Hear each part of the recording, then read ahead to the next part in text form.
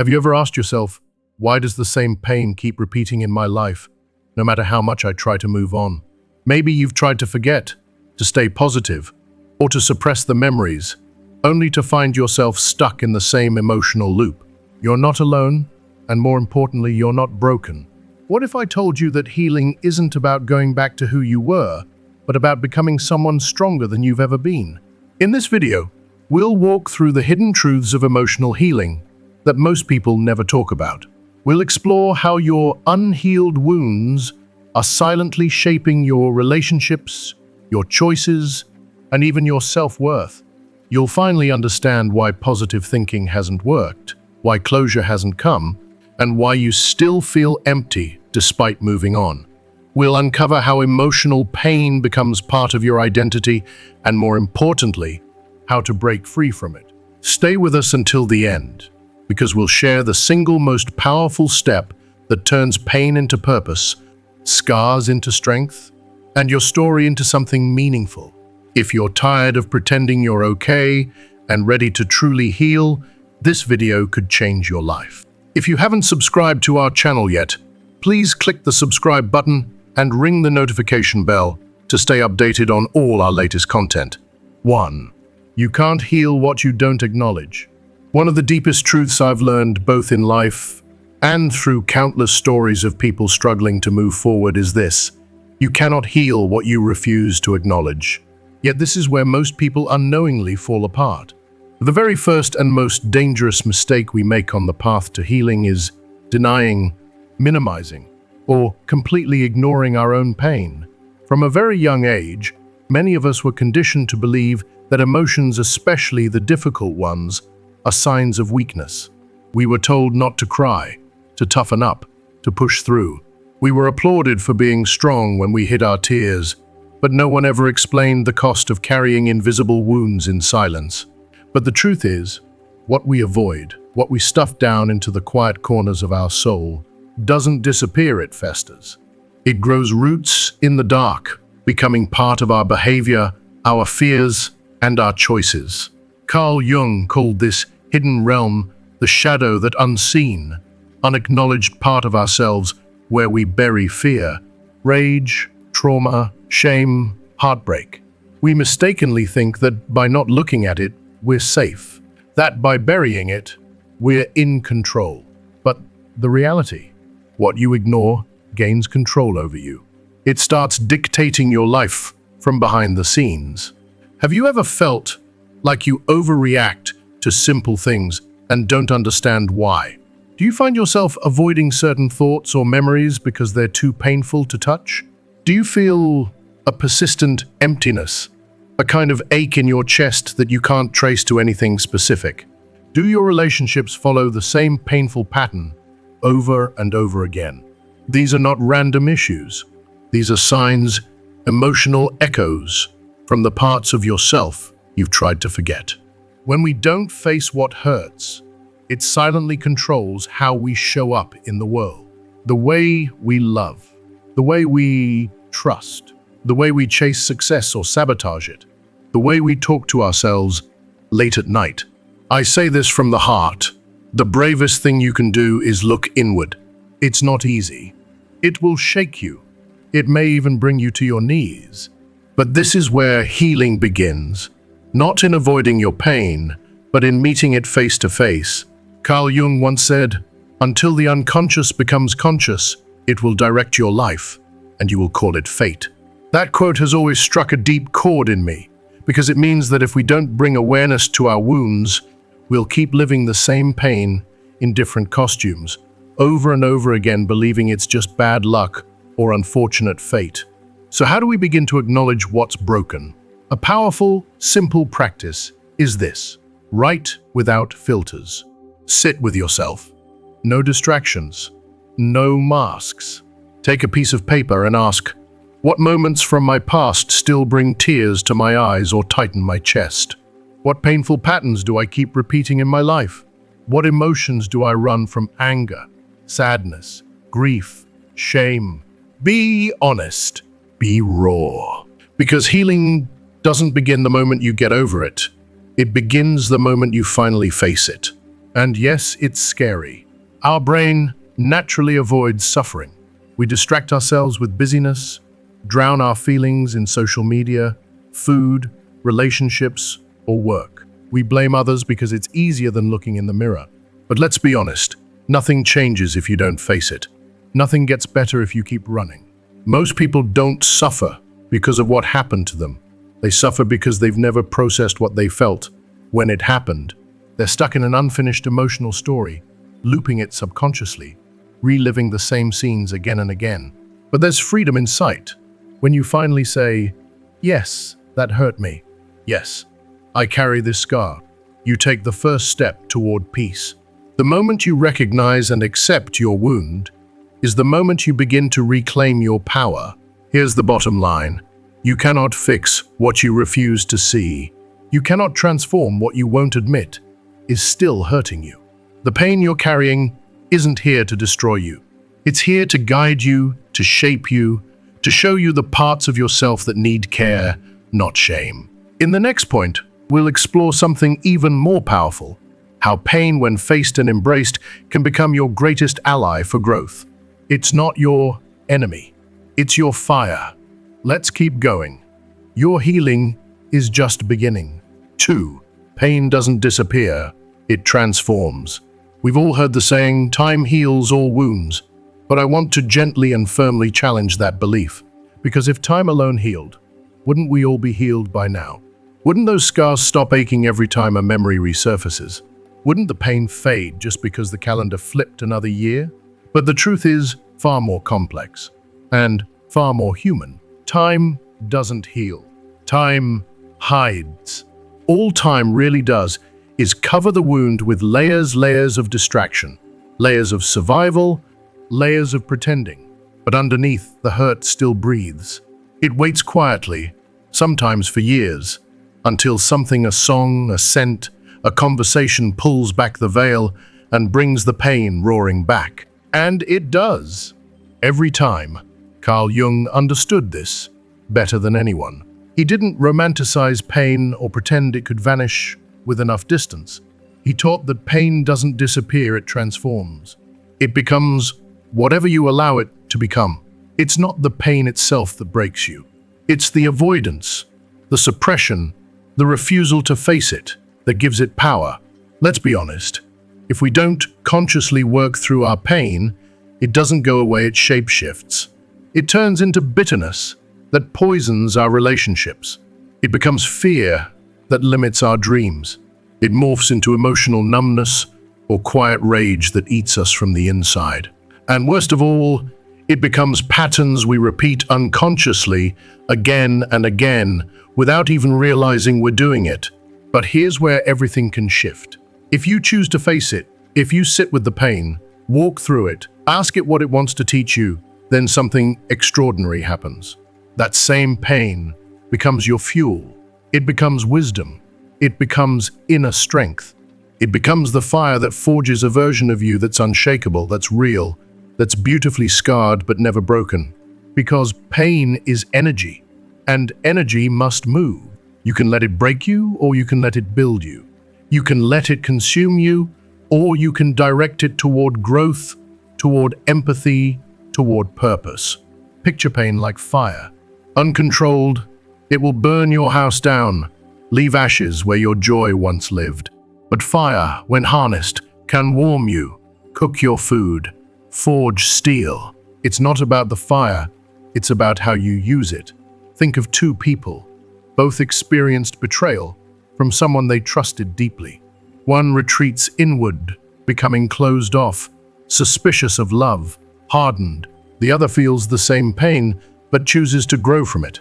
They learn to see red flags more clearly. They become more grounded, more aware, but still loving, still open. What was different? Not the pain. The pain was the same. What changed was the response, the choice, the willingness to transform instead of collapse. If you are still watching this video and find these lessons helpful, please comment number 1 below to let me know that you are still watching this video with me. You see, healing doesn't mean you forget what happened. It means you transform what it means to you.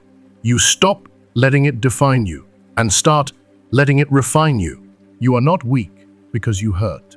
You are not broken because you carry scars. But you do have a choice. Will you bury the pain and let it rule you from the shadows? Or will you face it and let it shape you into someone wiser, kinder, more powerful? The key isn't in erasing pain. That's not possible. The key is in deciding who you become because of it. Let your pain speak, but don't let it decide your future. That's your job, and you are far more powerful than you think. The mistake of trying to forget. This is where so many people unintentionally derail their healing journey. They fall into the trap of believing that healing means forgetting. They think that true strength lies in pretending the past never happened. But let me be real with you. That's not how the mind or the heart works. You can't erase the past like deleting a file from your computer. You can't press reset on your memories. Painful moments don't vanish just because we try to ignore them. In fact, the more we try to push them away, the more they quietly influence our every move. Trying to forget is like sweeping broken glass under a rug. You don't see it anymore, but it's still there, sharp, waiting. And sooner or later, you or someone you love steps on it. It spills into your words, your reactions, your relationships, your beliefs about yourself.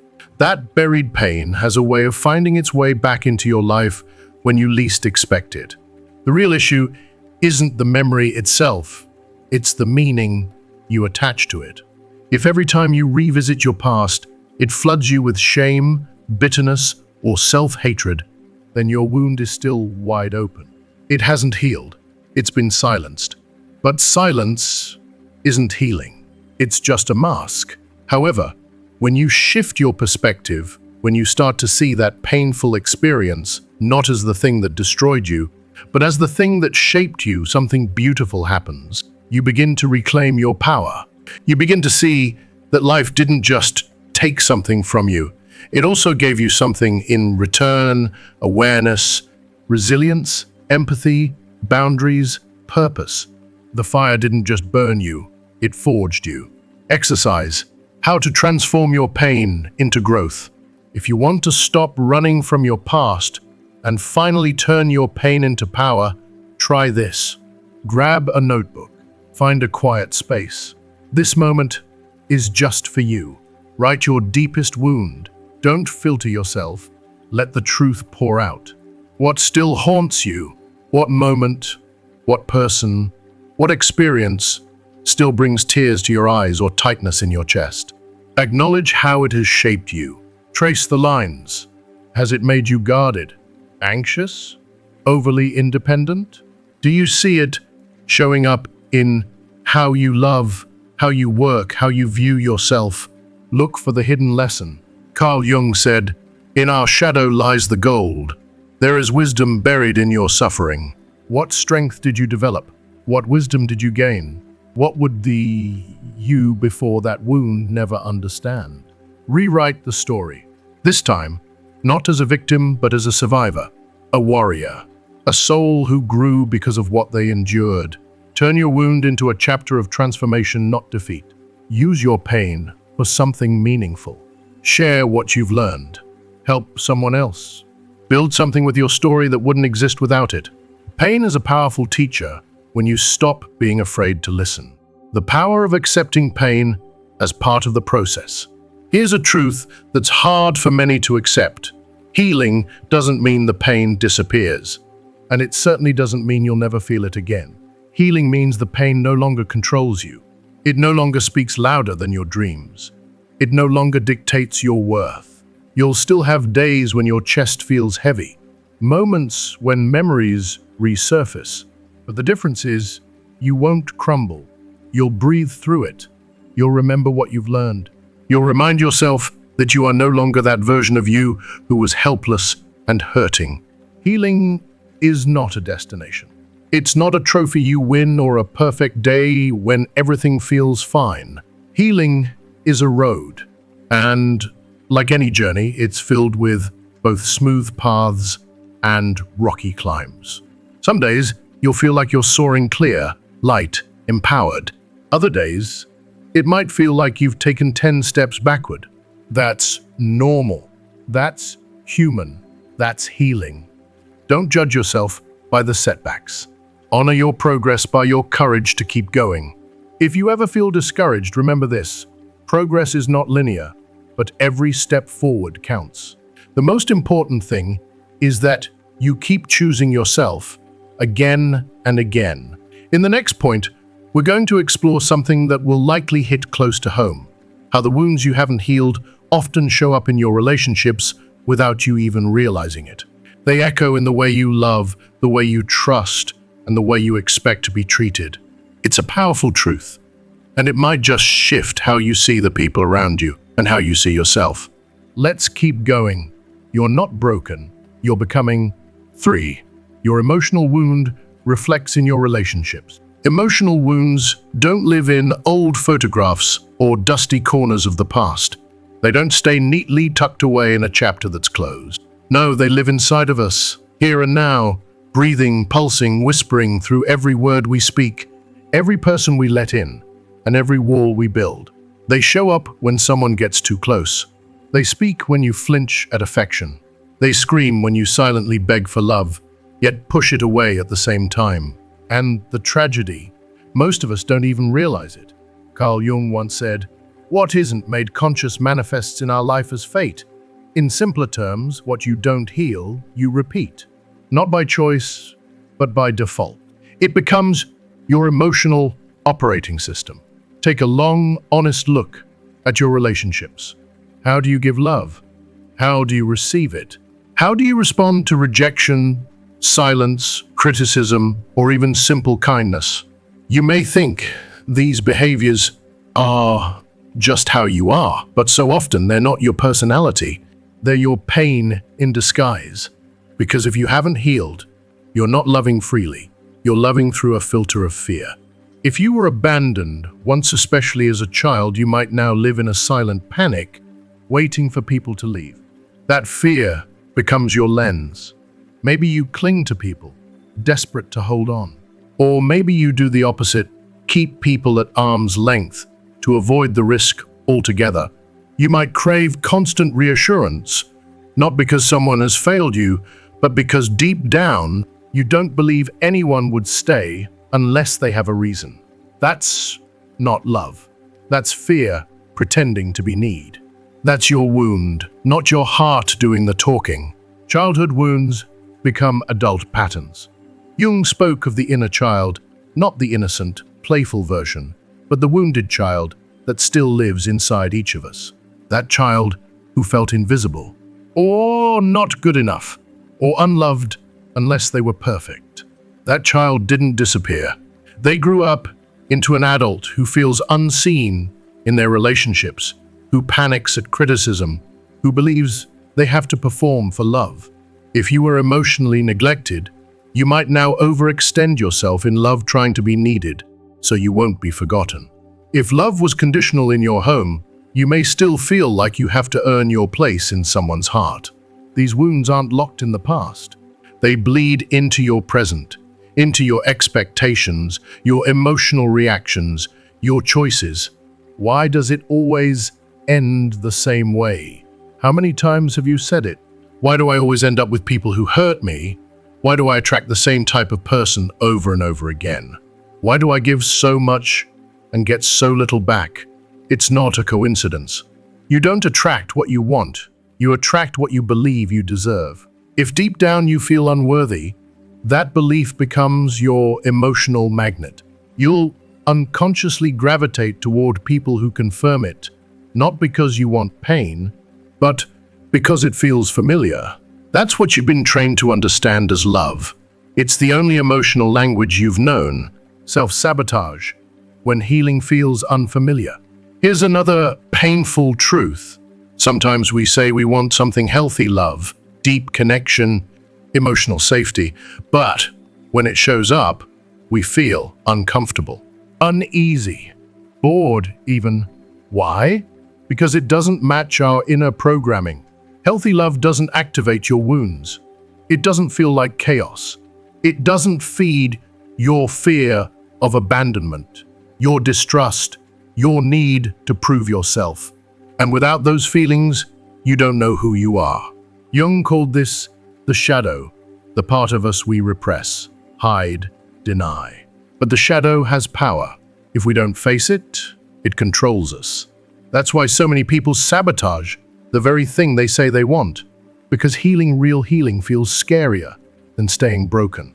Exercise how to discover the wound behind your relationship struggles. If you're ready to break free from the cycle, sit with these uncomfortable but essential questions. Write them down. Reflect on them slowly, honestly. What relationship hurt me the most? What happened? What about it left a scar? What pattern keeps showing up? Do I chase love? Run from it? Do I attract emotionally unavailable people? Do I become someone else just to be loved? What is the wound behind this pattern? Is it a fear of being alone? A belief that I'm not lovable as I am? Where did I first learn this? Was it from a parent, a caregiver, an early relationship? What new belief do I want to replace this with? That I am worthy? That love doesn't abandon? That I don't need to earn affection? This exercise isn't a one-time fix. It's a powerful one, into a deeper level of healing. If you are still watching this video and find these lessons helpful, please comment number 2 below to let me know that you are still watching this video with me. The key, healing means taking responsibility. Here's the truth that will either liberate you or make you want to run. Healing is your responsibility. It's not fair that you were hurt. It's not fair that someone failed to love you the way you needed.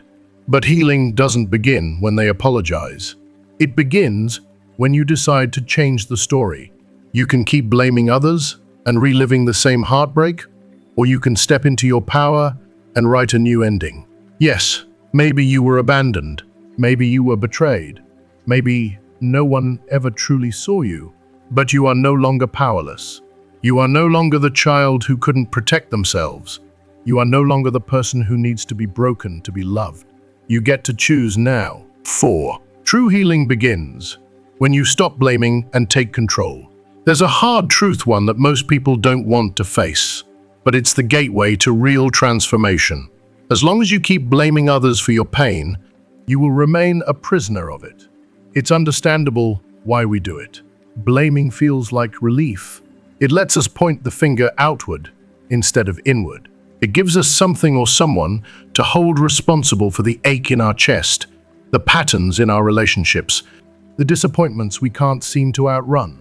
But here's the raw, honest reality. Your pain may not have been your fault, but your healing is your responsibility. Yes, your childhood shaped you. Yes, your parents might have failed you. Yes, someone may have broken your heart, betrayed your trust, abandoned you when you needed them most. Yes, society can be cruel, life can be unfair, and sometimes the injustice feels unbearable. But none of those things, none of them get the final say in your story, because healing doesn't begin when the world apologizes. Healing begins the moment you stop waiting for others to make it right and start choosing to take back your power. Carl Jung said, "Until the unconscious becomes conscious, it will direct your life, and you will call it fate." That means if you don't bring awareness to your pain, your patterns, your unresolved stories, you'll continue to act them out again and again, calling it bad luck, toxic people, or just how life is. But it's not fate, it's the past, recycled until you choose to interrupt it. The blame game, when you become a prisoner of your own story. Blame is seductive. It makes you feel justified, validated. It tells you, you're right to feel this way. Look what they did. And you know what? Maybe you are right. But the danger is this. Blame also keeps you stuck. It locks you in the role of the victim. It gives you the illusion of power while stealing your ability to actually change. It's easier to say, "My parents made me like this. People always betray me. Life has never been fair to me." It's easier to keep telling the same old story than to write a new one, because new stories require courage. Change requires responsibility. And responsibility is uncomfortable. It means acknowledging that while you didn't choose what happened to you, you do get to choose what you do with it now. And yes, that's terrifying, because it strips away all the excuses. It means if you're still stuck, maybe it's because part of you is choosing to be. That realization? That's where freedom starts.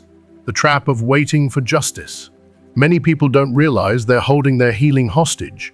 They're waiting for an apology, for closure, for compensation, for someone to finally see their pain and say, "You were right. What happened to you was wrong." And while that may feel good, while it may even be deserved, waiting for that moment is like waiting for the rain in a drought. Some apologies never come. Some people will never understand the damage they caused. Some closure will remain forever unfinished. And if your healing depends on their awareness, you'll be trapped in pain forever. So ask yourself, how long will I keep waiting for someone else to set me free? How much longer will I let the past define my present? When will I stop replaying the story and start rewriting it? Healing begins the moment you decide, I will no longer be defined by what was done to me. I will be defined by what I choose to become, despite it. Taking control doesn't mean denying the pain. This isn't about pretending nothing happened. This isn't about just getting over it or pretending you weren't hurt. Some wounds go deep. Some pain is real, sharp, and lasting.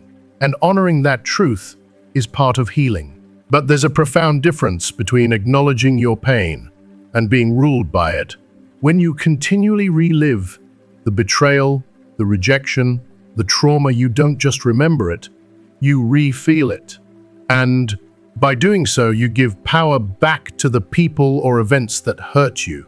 You build your identity around your suffering until pain becomes who you are instead of what you went through. But when you finally say, this pain is part of my story, but it no longer writes my future, you begin to reclaim your freedom, the ego and resistance to change. Let's talk about the ego for a second, the inner voice that wants you to stay the same, even if it's hurting you. The ego doesn't want growth. It wants safety, familiarity, control. And even if that means staying stuck in pain, at least it's known pain, healing threatens that comfort zone. It means admitting that maybe you were wrong about some things. Maybe you've made choices that hurt you. Maybe you've been keeping your wounds alive because they gave you a sense of identity, of righteousness, of control. But here's the truth. The ego would rather be right than free. Real healing comes when you let go of the need to be right and embrace the discomfort of being real. The hardest exercise, owning your role in the story. This is the part no one wants to hear, but it's the most powerful shift you'll ever make. What was your role in your own pain? Not from a place of guilt or self-blame, from a place of radical responsibility. Ask yourself, if I keep ending up in toxic relationships, what am I still tolerating, still attracting, still choosing? If I feel like no one values me, how am I valuing myself? If I feel stuck in the past, what story am I afraid to let go of? This isn't about blaming yourself. It's about empowering yourself. Because if you played a role in your suffering, it means you also have the power to change the script. And that is liberating. The key, responsibility, is the door to freedom. You can't change what happened to you. You can't undo the betrayal. You can't make people love you the way they should have. But here's what you can do. You can choose to stop suffering in silence. You can decide to stop repeating the same cycles. You can create a new version of yourself, one that's not built on brokenness, but on awareness, intention, and self-love. You have two choices: stay stuck in the past and let it shape you, or take ownership of your story and let it strengthen you. The day you stop blaming and start taking control, that is the day your true healing begins. 5. Healing isn't becoming who you were, it's becoming someone stronger. One of the most misunderstood ideas about healing is this, that it means going back to who you used to be, before the heartbreak, before the betrayal, before the abandonment, before the disappointment. But here's the truth, that version of you no longer exists. And trying to get back to them is like trying to return to a house that burned down. You can stand in the ashes.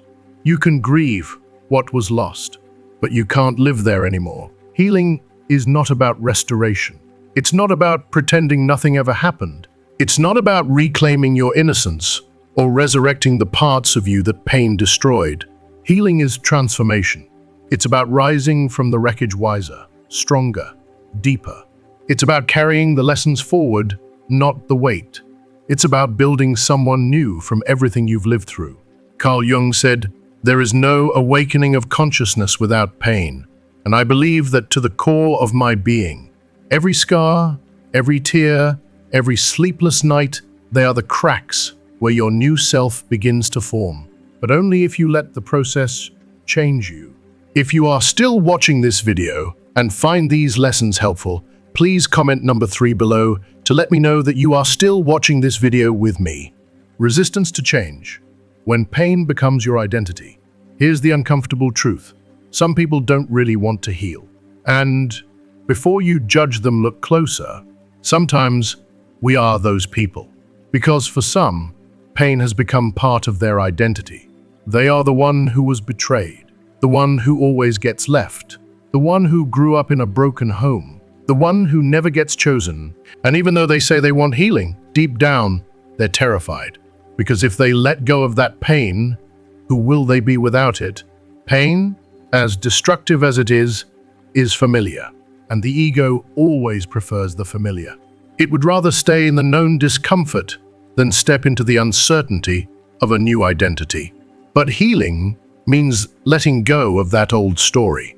Healing means no longer using your pain as a shield, an excuse, or a crutch. Healing means embracing a new version of yourself, one who is not defined by what broke you, but by how you rose from it. And yes, that is terrifying, but if you're still thinking, acting, and reacting the same way you did before the pain, then the truth is you've suppressed it, you haven't healed it. True healing leaves scars, not because you're still hurting, but because you've grown. Real healing leaves marks, not wounds, but scars. Not because the pain is still raw, but because you've been through something that changed you. People who've truly healed never say, "I want to go back to who I was before." They say, "Thank God I'm not who I was." They look at their past and don't flinch anymore. They don't feel the urge to erase it. Because now, that pain is no longer a chain, it's a chapter. Healing hurts, but not because it forces you to relive the past. It hurts because it demands you let it go. And that's the hardest part, not remembering the pain, but surrendering the identity it gave you. The sense of righteousness, the reason for being closed off, the excuse for not trying again. But here's the deeper truth. Refusing to let go doesn't protect your story, it betrays it. Because staying broken doesn't honor what you went through. Becoming stronger does. The final test, facing your new self. There comes a point in your healing journey where everything feels strange. You no longer fit into the version of yourself you once were, but you haven't fully stepped into who you're becoming. It's like standing in a doorway between two worlds, the past that hurt you and the future that hasn't arrived yet. And this is where many give up. They return to what they know, toxic relationships, unhealthy habits, familiar pain. Not because they want to suffer, but because suffering, at least, feels like home. But if you can sit through that discomfort, if you can resist the urge to run back to the past, you'll feel something shift inside you.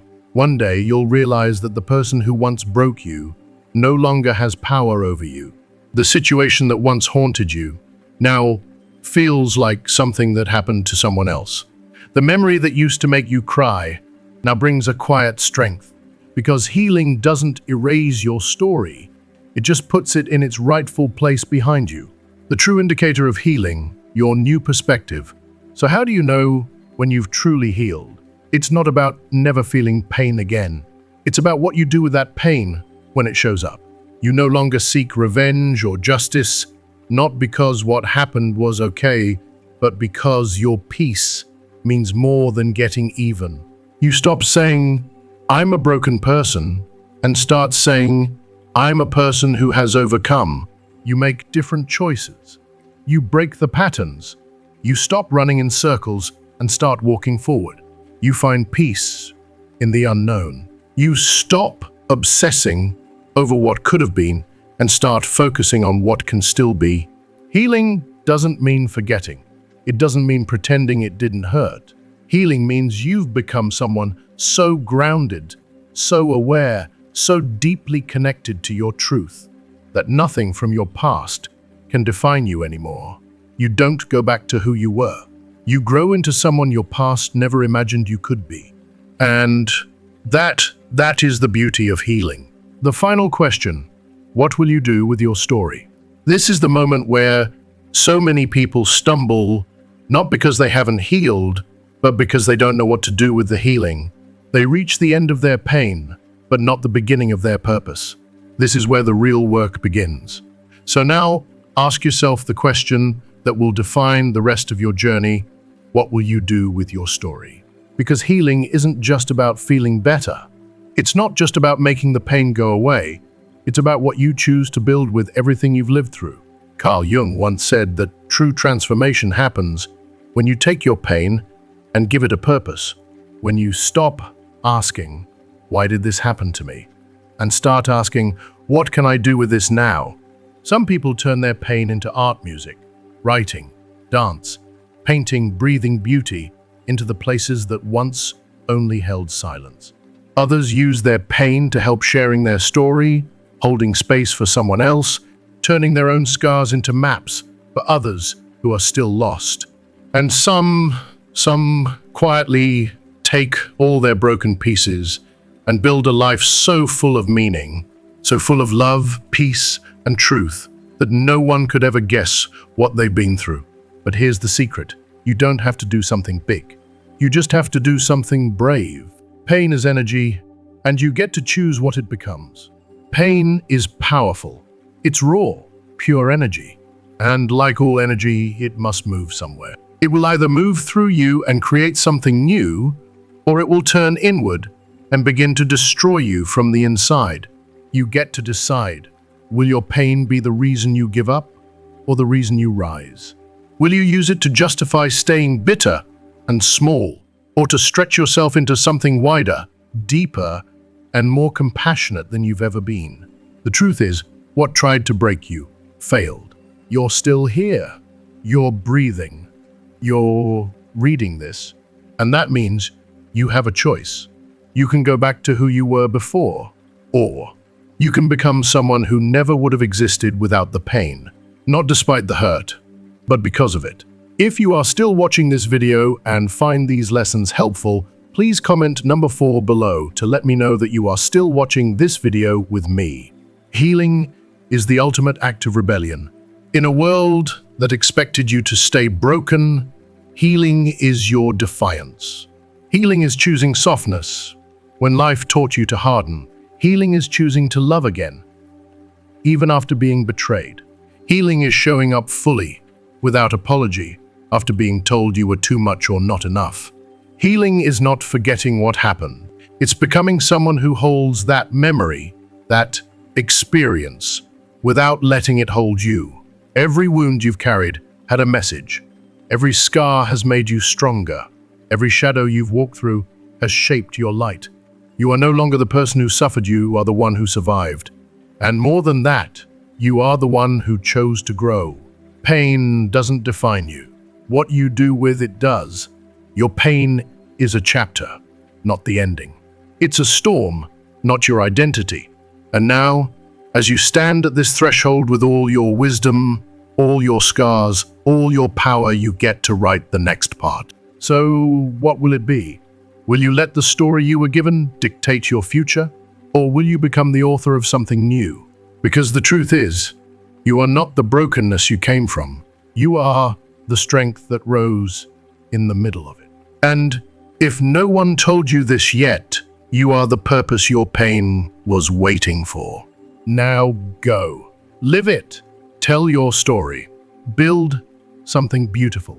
Not in spite of what happened, but because of it. Now take a deep breath with me.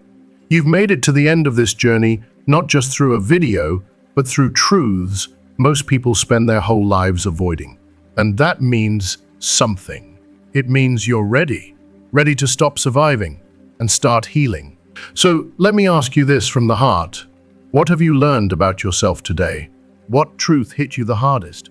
What wound spoke your name? And more importantly, what is one thing you are now willing to bring into practice in your life? Not tomorrow, not next year.